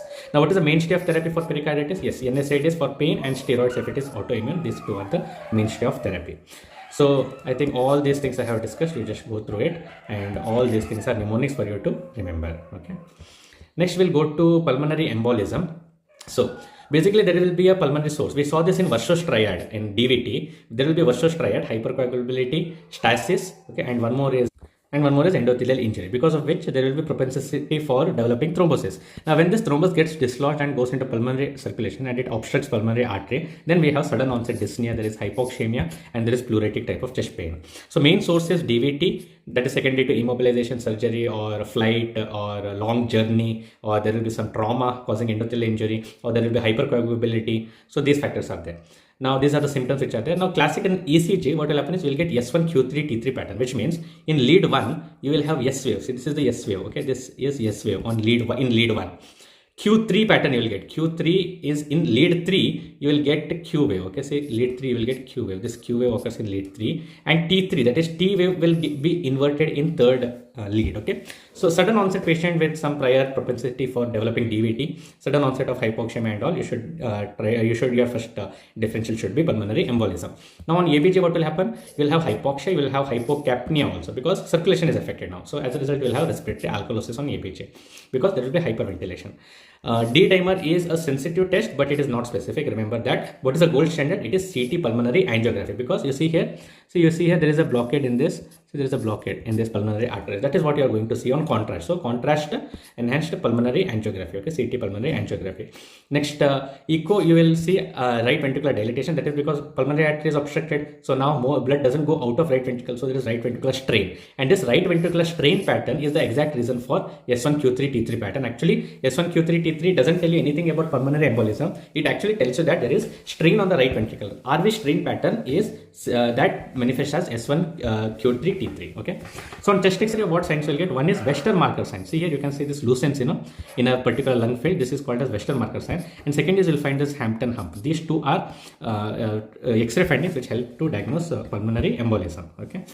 Next, immediately you will start anticoagulation with heparin, and then you will switch to warfarin. Then you will do thrombolysis using alteplase or tenecteplase if it is massive pulmonary embolism. Now, massive means it is causing hemodynamic compromise. That is, patient is going into shock or hypoxia and all, the severe hypoxia and all, then you will do thrombolysis. Now, suppose the patient can't undergo anticoagulation. Maybe he has some other risk factor because of which he can't undergo. Then we use IVC filter, so that whatever thrombus comes from the lower limbs, it gets trapped in this IVC filter. Okay, yes, this is Warshaw's triad. This is the S1, Q3, T3 pattern, and then these are the 3 P's of pulmonary hypertension. Okay, and all these one-liners, you go through it. I have discussed already. Next, we have bacterial endocarditis, which we already discussed. We'll again have a revision of this. So basically, we have a pre-damaged heart valve. Then Streptococcus viridans will cause infection on that. Vegetation is formed, and then there will be embolic phenomenon. Okay. Most common causes we know, rheumatic heart disease and mitral valve prolapse are the most common causes in India. Then there will be subacute course. There will be two main features which will be always missing in exams. One is Osler node, which are painful, and then Janeway lesions, which are painless. Okay. What are the other phenomena? That it can cause renal embolus, it can cause embolic stroke, it can cause splenomegaly. Echo is used for diagnosis, and we use Duke's criteria, modified Duke's criteria, which involves blood culture and echo findings. Okay. And even it can cause glomerulonephritis, which is because of immune complex mediated phenomenon. Okay, and all these things I have discussed already, so we'll jump to the next question, that is vasculitis. Okay, now vasculitis is a very important topic. So we have three types of vasculitis. Again, we had discussed this in patho also: large vessel, medium vessel, and small vessel. Okay, so basically vasculitis is inflammation of the blood vessels. Okay, so there will be narrowing of the blood vessels, then it can cause aneurysm also, and then it can cause organ dysfunction. Okay, so in large vessel we have Takayasu and giant cell arteritis. What is the difference? Takayasu mainly occurs in the heart vessels of the aorta, okay, branches of the aorta, and hence we have pulse loss because of subclavian artery involvement. We have limb claudication because of subclavian arteries involvement. Second, we have giant cell arteritis, which basically occurs in temporal arteries. There is jaw claudication, headache, and there is blindness also, and this blindness is very dangerous, and hence it should be promptly treated and early diagnosed. Now, what's the difference between these two? Takayasu occurs in younger people, younger age. I even saw a child of around 10 years, 12 years having Takayasu. It is that dangerous. And giant cell arteritis always occurs more than 50 years of age. Okay. So, what are the key markers? Increased ESR and CRP. These are inflammatory mediators. Okay. That is the clue for you. Now, medium vessel vasculitis, you have to remember two things. One is PAN, polyarteritis nodosa, and one more is Kawasaki disease. Now, polyarteritis nodosa, it is associated with HBV. Remember, always HBV is associated with PAN, okay? And then it has renal and GI involvement, but no lung involvement. Very, very, very, very important point. No lung involvement in medium vessel vasculitis, that is PAN. Okay. Now, next is Kawasaki disease. I have already discussed in detail. I won't go through it again. Now, small vessel vasculitis, we have three types mainly. One is Wegener's, that is granulomatosis with polyangiitis. Second, we have microscopic polyangiitis, and then we have HSP, which is IgA vasculitis or Henor-Schonlein purpura. HSP is Henor-Schonlein purpura. So in GPA, that is granulomatosis with polyangiitis, basically we will have nasal ulcer. Remember, nasal ulcer, lung involvement, renal failure. Okay, these three things, and it is associated with C ANCA. C ANCA is GPA because C appears like G here. No, that's why.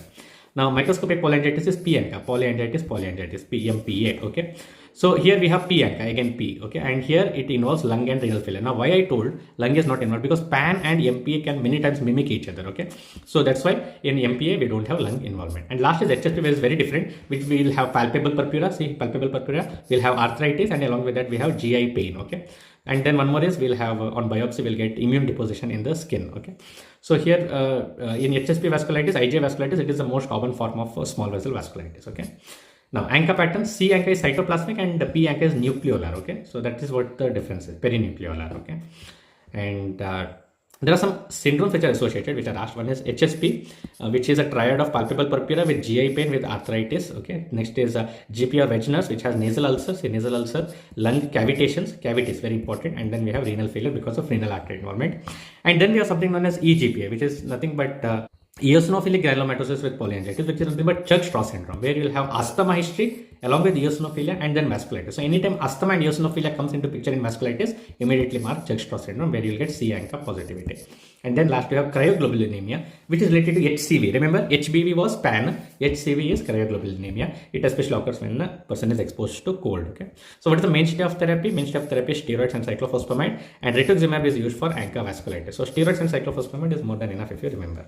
So with this we finish cardiovascular system. We have finished total 24 topics, and I think it has spanned around 1.5 hours to complete entire cardiology. So this is more than enough. All information is there for last minute preparation. This is more than enough. So all the best. We'll go in next slide. We'll go towards CNS.